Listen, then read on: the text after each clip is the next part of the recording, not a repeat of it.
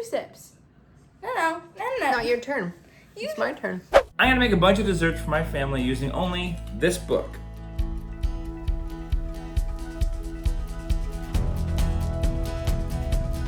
Stick around to see what we think. Cheers. That's really good. Oh wow. Raisins in a cupcake? Are you kidding me? That's really good.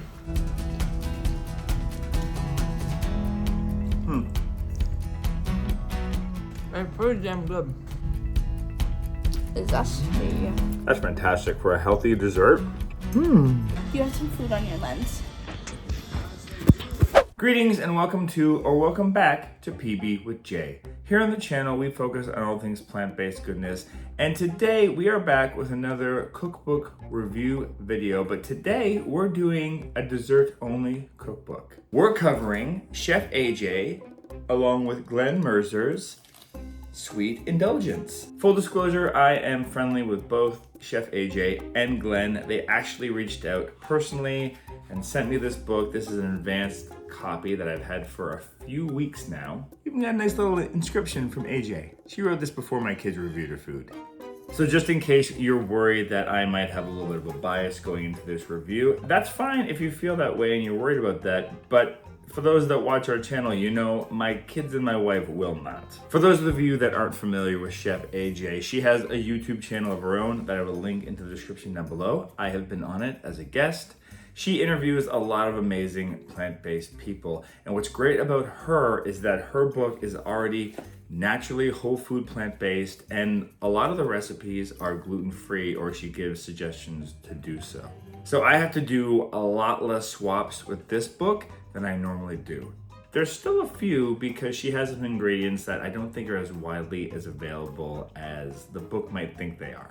Also, a little heads up that this is an advanced reader's copy, which means that the book is not entirely finished, at least in this form. I know it looks finished, I know it looks a little pretty, it's got all the great artwork and whatnot, but this is still a book that is work in progress. And I'll mention that a couple times throughout this because there's a couple times where I think the instructions are not quite finished. Hopefully, the final book, they will be.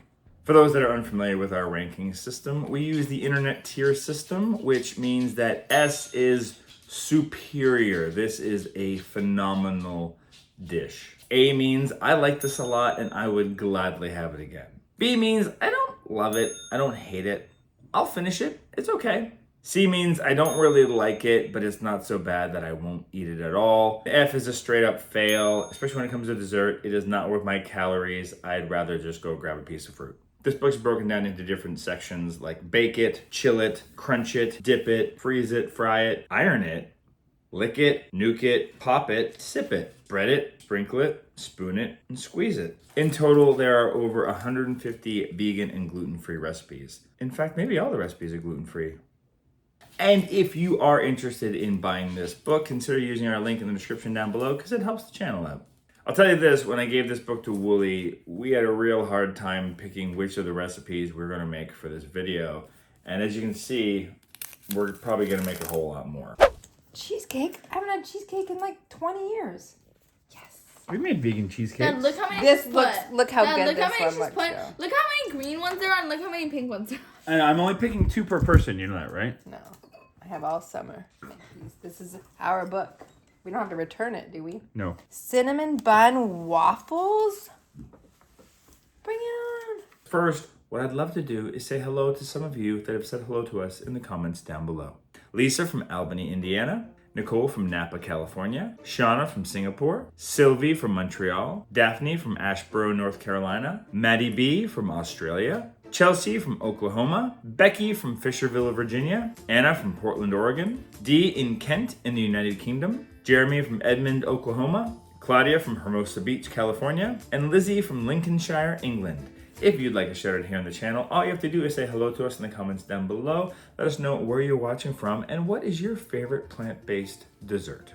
If you want to bump up on that shout out list, consider joining us over on the Mighty Network for that perk, along with many others, all for the price of a crappy cup of coffee a month. And if you enjoy this video at any point, please hit that like button and subscribe so YouTube can send this to more people and you get all the lovely videos that are coming up. And stick around to the end of the video to find out if we think you should buy, borrow, or bypass this book altogether. All right, let's get indulgent. I'm gonna make these hockey pucks. Hockey pucks, Eve. Evie's working on an outline for a video that he's gonna work on for the channel. What do you think? You want a video about school lunches made by a teenager? And snacks and stuff? How's it going? It's just a list so far. He's working on it. 3 things. He's got 3 things so far. We'll get more in there. So for this, you need to make date paste. She's got a recipe for it in the book, and I'm actually trying out her method of doing it really, really fast, which is just doing it in the Instant Pot. So it's a pound of dates in the Instant Pot with 2 cups of water, and then you just cook it on high pressure for 1 minute. And then once it's cooled down enough to touch, you put it all into a food processor and blend it up. I'm also gonna half this recipe because it makes 24 and we don't need 24 of these things. So when you see what I make versus what's on the screen, just know I'm halving it. And because this first part of the recipe requires date paste, I'm not really gonna be too concerned about cleaning it out in between making the date paste and making this filling. Close with vanilla bean powder, we looked, we couldn't find any, so we're just gonna use a little vanilla extract. We're gonna blend that together until it's creamy, and then she just says to add a little bit of unsweetened plant milk, 1 tablespoon at a time, as needed, if the mixture doesn't process easily. I think you want to keep it pretty thick though. She says to place the filling in a 24-piece silicone brownie pan, available at cake decorating stores and online. I'm not gonna buy a unique special one-time piece of brownie pan thing for 1 recipe. So, and also they're supposed to be round, so I'm gonna put these in a muffin tin cup. Has to be the same size as a hockey puck though. It'll be the same size as a hockey puck. Calm down. Has to be this size. All right, can you keep this up here for reference? I have to make them this size. And it's thick. Cheapers. I'll do my best. That's a hefty dessert. It's just dates and peanuts, man. It's called a hockey puck. Has to be like a hockey puck. All right, fair enough. It has to be that weight. This weight? And it has to be able to slide on ice. All right, now you're pushing it. You freeze those into the little puck shapes, and then once they're frozen, you make the coating, where you go back to the food processor, now cleaned, and you grind the peanuts into a powder and add cocoa powder and more vanilla bean powder. We're gonna use the vanilla extract. And you process it briefly, and then you add enough dates until the mixture sticks together so you can form a ball.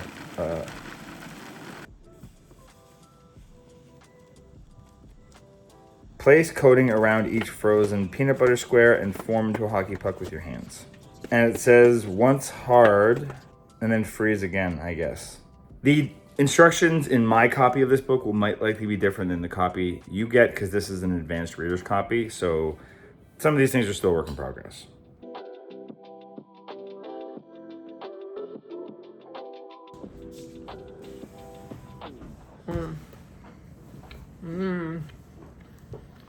That's really good. It's peanut buttery and more peanut buttery and chocolatey and more peanut buttery and really delicious. I would eat this again for sure. F. Too small. Look at this. You can try better next time, dear. It's pretty damn good. It's basically just a Reese's cup. Yeah, that's what she was trying to recreate, like a whole food plant-based Reese's cup. What's like the spotted thing? It's actually dates? Peanuts. Oh, okay. Yeah, so what'd you give it? Hey. Nice. This one, take this one. Oh!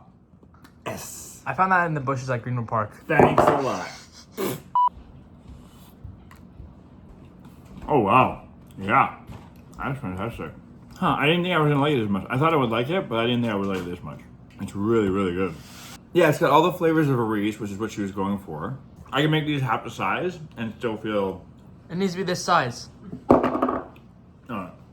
I would give this, I want a smaller portion, but I would give this an S for sure. Very good, very delicious. I would make these again.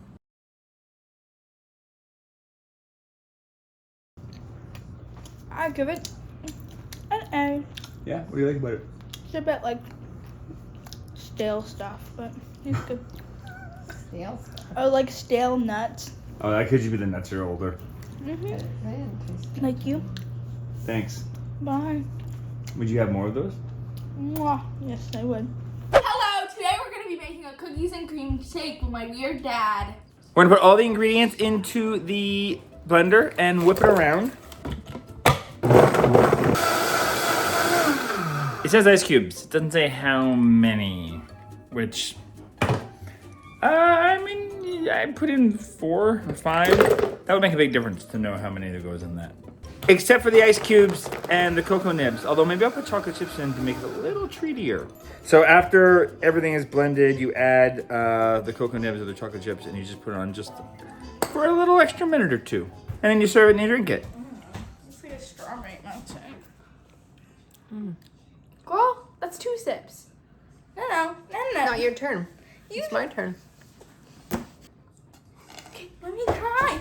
Girl, let me try. Yeah, good luck.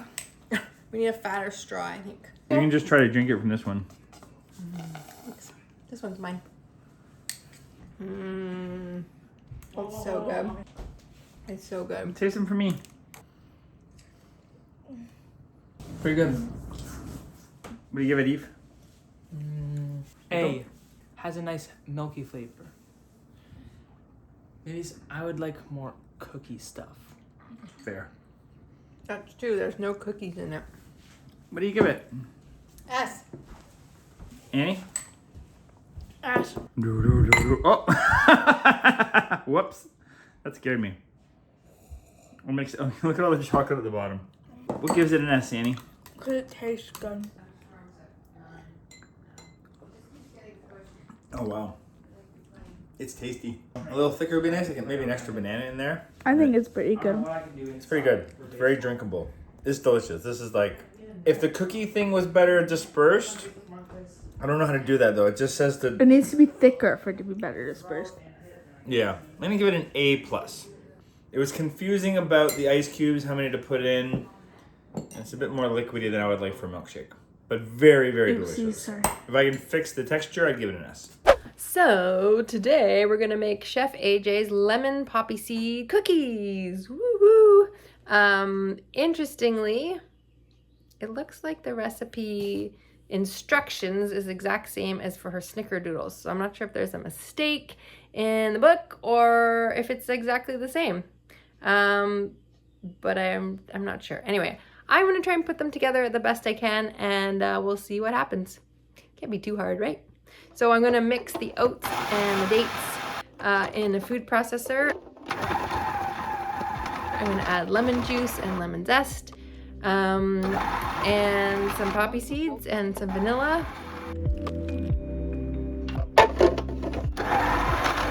And I'll bake them up.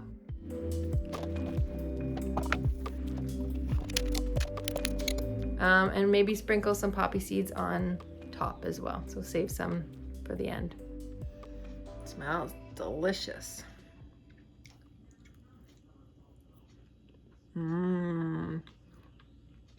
Very lemony in a good way. Yeah.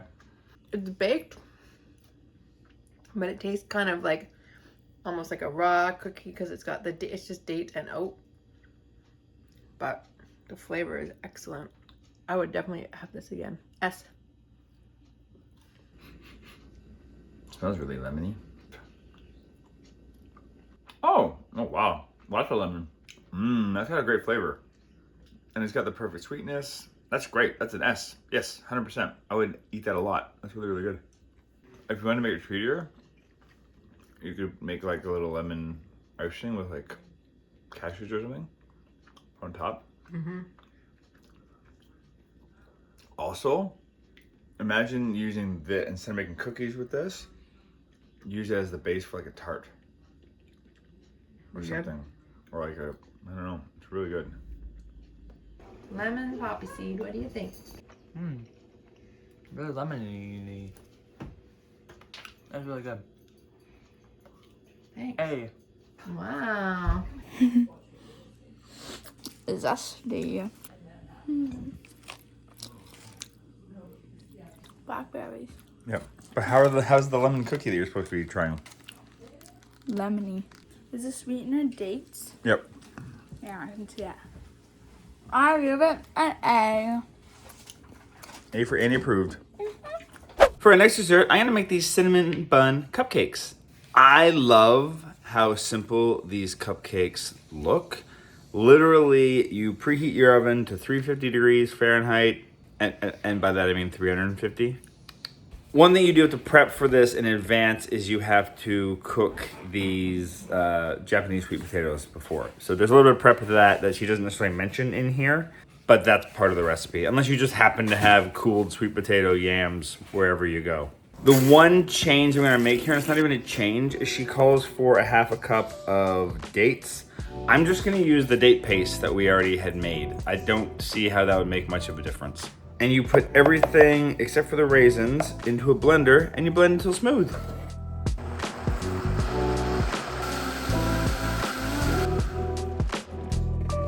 And then you stir the raisins. And then you pour them into your silicone cup trays. She says that if you use paper cups, that they will not come out nicely. So that's your hot tip. It's also just better for the environment. We're gonna bake those for 30 minutes, and then once they're done, we're gonna take them out and let them cool completely inside the silicone cups before we take them out. And when it comes to the frosting, we just put everything inside of a food processor and blitz it up. And instead of vanilla bean powder, we don't have that, so I'm just gonna use vanilla extract, and hopefully a little extra liquid doesn't make a big difference. What's awesome about these is they are also naturally gluten-free. So that's nice for Wooly.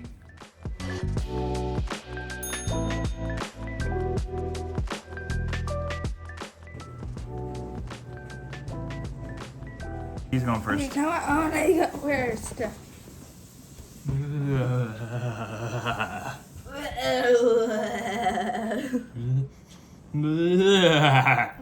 I don't like the icing. Tastes What? like sweet potato. What? Oh, there's a lot of raisins at the bottom. Raisins in a cupcake? Are you kidding me? It's This a cinnamon is not bun. a cupcake. It's a cinnamon bun. This is cupcake. not a cinnamon bun. It's a cinnamon bun flavored cupcake. That. Oh, I don't want no. You know what? For a healthy dessert, I think it's really nice. The icing's very potatoey and datey, like you can taste both of those things. It's not icing I'm fine texture. with using dates, but not. I want it to be more icing. Like, gotta be thicker and like creamier, you know? It's pretty creamy. I would give it It's really slimy. probably a C minus. If the icing was better, it'd be a C plus or a B. I'll give it a B minus. I think I give it a B plus. Like, I would eat this as like a. Yeah, it's like a healthy treat. It's not Like, a it dessert. makes me feel okay about eating something sweet. It doesn't feel cupcakey. It feels more like a muffin with a special topping. It's a good muffin. Calling it a cupcake is a bit of a stretch, but if you were to call this like a treaty muffin, it's like an A for me. I'm gonna say for like a whole food plant-based dessert that has no refined sugar and is gluten-free, if you're looking to lose weight and you still want a treat, this is probably like an S for you. But I think for like me, for a dessert, it's like an A minus. But it's good, like there's good stuff about this. It's just hard to call it a cupcake. I'm gonna make this mango mousse parfait for our dessert tonight. This looks really simple, but it takes a couple different steps because you have to make the mango mousse separate from the coulis. Coulis. The what? The coulis. It's like a jammy kind of thing. Anyway, the challenge with this recipe, and it might be a nature of the advanced copy I have, but for the coulis, it just says 1 bag of frozen raspberries defrosted. What's the problem with that instruction, Annie? With the bag. How big's the bag? I'm gonna take that as like 3 cups. When I think of like a small bag I buy at the grocery store, it's like 3 to 4 cups. So that's what we're gonna do. Raspberries. Well, we don't have raspberries because someone ate them after I bought them. Oh, it's you. It was not me. Oh, it's you. I think it was Mummy. It was all of us probably. Okay, anyway, so I'm gonna use mixed berry, which is fine. She says you can use any kind of berry that you've got. For both the dried mango in the mousse recipe as well as the cashews, you have to soak them in advance. First of all, we need to make sure all this is thawed, so I'm gonna let this sit on the counter for a little bit. For the mousse, we're going to just blend everything together into the blender, and then we're going to chill it once it's very smooth.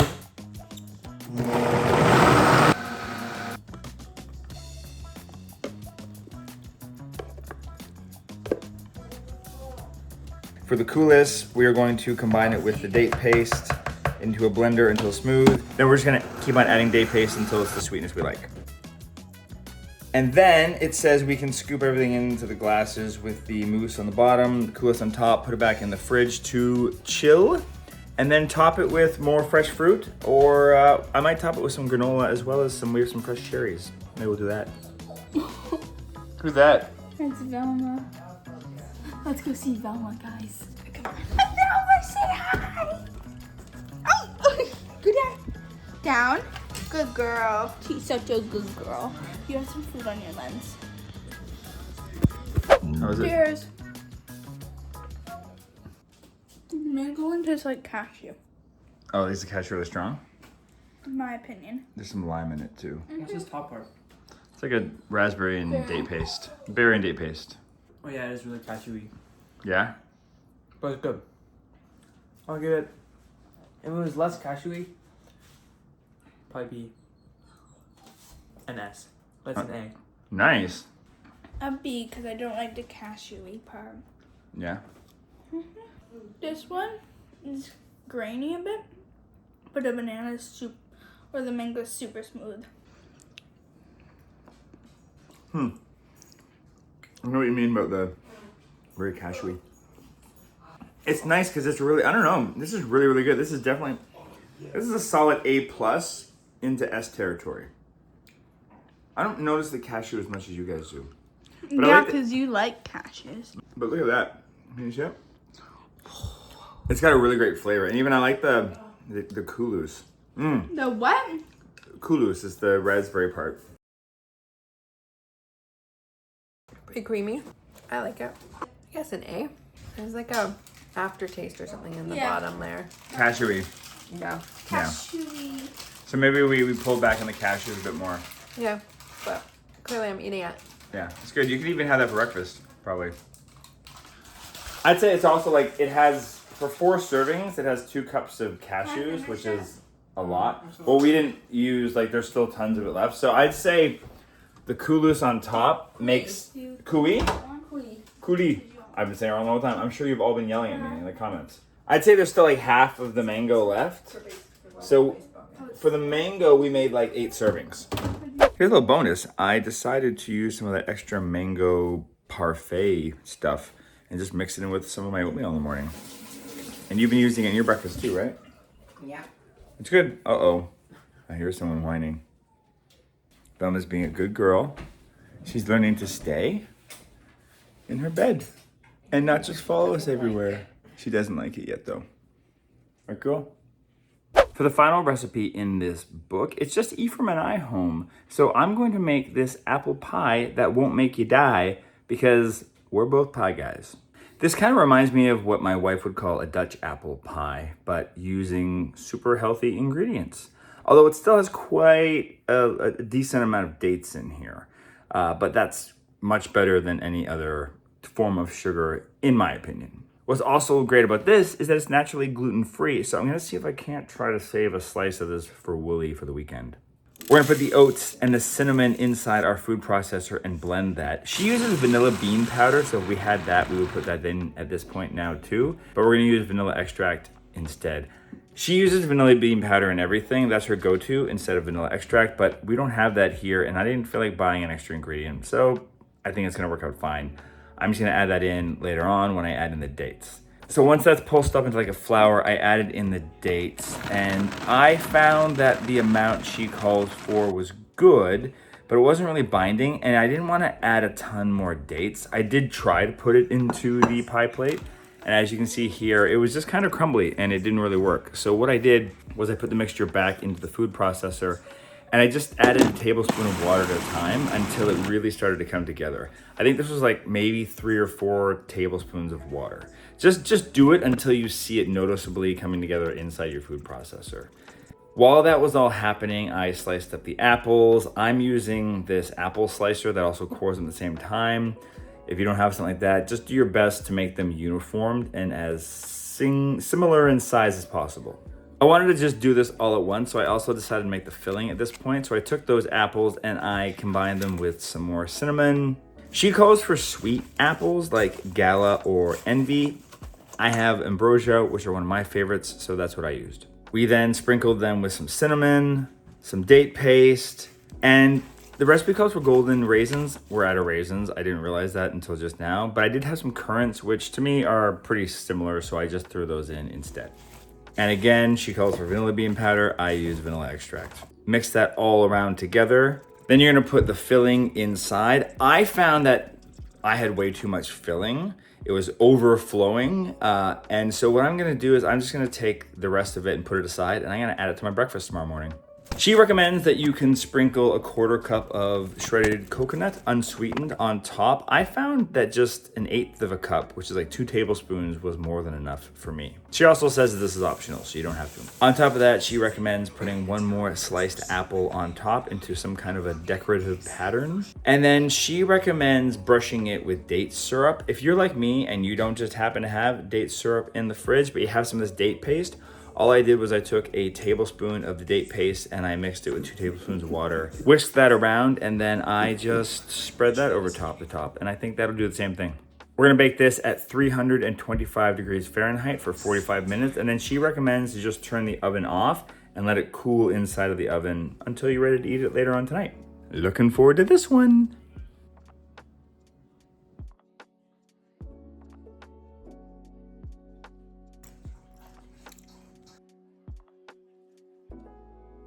It kind of tastes like one, but like barely. It kind of tastes like one, but barely. Just call it like a apple pie, not Dutch apple pie. She didn't. She just called it apple pie that won't make you die. Oh. I said it's like a Dutch apple pie because the top is uncovered and there's like a sugary topping on top. But what do you think? For an apple pie? Like a healthy apple pie? Pretty good. If I were just like rate this on a scale of just desserts, it'd be like a B. But like healthy desserts, I'll give it like an A+. I mean, it has all the sweetness, and there's a lot of dates in here. It's really good. The currants work really nicely. I can see how raisins would be really good in there. That's a phenomenal oil-free, sugar-free. I mean, the dates. That's an S. That's fantastic for a healthy dessert. 24 hours later. It was delicious. I don't even like pie, really. Yeah? But it was good. It was a nice crust. It wasn't like a regular pie crust that's blah that I usually don't eat. I ate the whole piece. It was appley and cinnamony and yeah, it was really good. Yeah? What did you give it? S. So what did we think of Chef AJ and Glenn Mercer's Sweet Indulgence? I don't know about you, but I got a sweet tooth. The one thing I knew that when I went whole food plant-based was that I was not going to stop eating lovely, delicious treats. I just wanted to make them in a healthier way. And this book has that in spades. Like I mentioned off the top of this video, this thing is just full to the brim with all these different recipes and recipe ideas. I think if you are someone who is completely ingrained in whole food plant-based cooking, this book is going to be a breath of fresh air for you because you can just jump in and make things as you will. You're gonna love the flavors. It's gonna be just, I mean, you're gonna have a great time with it.